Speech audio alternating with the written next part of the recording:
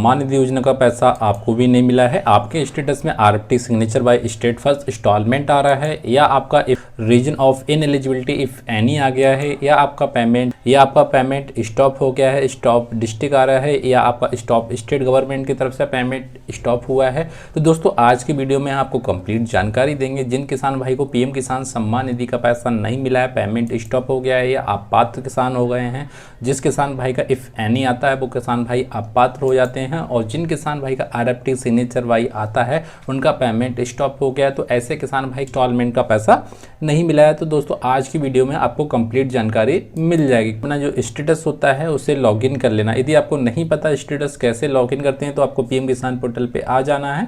उसके बाद में आपको थोड़ा सा स्क्रॉल डाउन करेंगे तो आपको यहाँ पे मिलता है नाउ स्टेटस मिलता है, ओके करेंगे। ओके करने के बाद में अपना रजिस्ट्रेशन नंबर डालने के बाद में आपका स्टेटस लॉगिन हो जाएगा। दोस्तों मैंने यहाँ से 3 किसान भाई का स्टेटस को लॉगिन कर लिया है। पहला स्टेटस में आरएफटी सिग्नेचर आ रहा है, दूसरे में यहाँ पे इफ़ एनी आ रहा है, तीसरे में यहाँ पे इनका जो फर्स्ट इंस्टॉलमेंट या सेकंड इंस्टॉलमेंट स्टॉप आ रहा है। सबसे पहले दोस्तों हम बात करेंगे पेमेंट स्टेटस में। यदि आपका भी आरएफटी सिग्नेचर बन के आ रहा है और आपका रीजन 4 फेल्ड ट्रांजेक्शन एक्टिव में आधार नॉट ऑथेंटिकेशन आ रहा है, इसका मतलब होता है कि आपका जो आधार है वो सत्यापन नहीं हुआ है, उस वजह से आपका पेमेंट स्टेटस में आरएफटी सिग्नेचर बन के आ रहा है। दोस्तों ऐसा होता है कि पीएम किसान सम्मान निधि का आपने रजिस्ट्रेशन कर दिया, उसके बाद में आपने किसी प्रकार का भी आधार में कोई भी संशोधन किया है या कुछ भी अपडेट किया है, तो इस बीच आपका भी यहाँ पे आरएफटी सिग्नेचर वाई बन के आ जाता है, पेमेंट आपका स्टॉप हो जाता है। इसलिए दोस्तों जब भी आप पीएम किसान सम्मान निधि का रजिस्ट्रेशन करें तो आप ठीक से देख लें कि हमारा आधार कार्ड बिल्कुल ठीक है, तभी आप रजिस्ट्रेशन करें।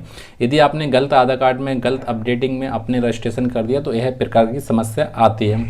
यदि इस प्रकार की आपको समस्या आ रही है तो अपने फॉर्म का सुधार करने के लिए आपको पीएम किसान पोर्टल पे अपना ई-केवाईसी कंप्लीट करना है। जैसा कि इन किसान भाई ने अपना ई-केवाईसी यहाँ से कंप्लीट कर लिया है। ई-केवाईसी करने के लिए आपको पीएम किसान पोर्टल पे बैग आ जाना है। आने के बाद में यहाँ से अपना ई-केवाईसी कंप्लीट कर लेंगे तो अपना जो आधार कार्ड की समस्या आती है, आधार कार्ड सत्यापन की समस्या दिखाती है, तो वो आपका यहाँ से दूर हो जाएगी। फिलहाल इन किसान भाई ने अपना जो आधार कार्ड के सत्यापन करा लिया है। यहाँ पे इनका जो डेट आ रही है 26/7/2024 में इन किसान भाई ने यहाँ से आधार कार्ड का सत्यापन करा लिया, तो इनका फॉर्म ठीक हो गया। इन किसान भाई को 18वीं इंस्टॉलमेंट पे इन किसान भाई को सभी इंस्टॉलमेंट का पैसा मिल जाएगा। जैसा कि इन किसान भाई को पहले इंस्टॉलमेंट का पैसा मिला है और इनका 2019 में फॉर्म अप्रूवल हो गया है, तो ऐसे किसान भाई को करीब यहाँ पे 34,000 से करीब यहाँ पे 36,000 रुपये के बीच में एक ही किस्त में मिल जाएंगे। 34,000 रुपये की किस्त मिलेगी या 36,000 रुपये की किस्त मिलेगी, वो किस्त यहाँ पे इन किसान भाई को 18वीं इंस्टॉलमेंट पे मिलेगी दोस्तों, ठीक है। दूसरे किसान भाई की तरफ चलते हैं। जैसा कि आप जानते हैं इन किसान भाई का इफ एनी आ रहा है, रीजन ऑफ इनएलिजिबिलिटी जिस किसान भाई का आता है वो किसान भाई अपात्र हो जाते हैं। अपात्र होने के निम्न कारण होते हैं, जैसा कि इन किसान भाई का यहाँ पे एलिजिबल बेनिफिशियरी आ रहा है, मतलब इनका जो सत्यापन है, इनका जो पता है वो अपडेट नहीं है, उसी के अनुसार आ रहा है। तो ऐसे किसान भाई का जो अपात्र हो गए हैं, तो ऐसे किसान भाई का जो फॉर्म होगा वो कृषि विभाग से ठीक होगा।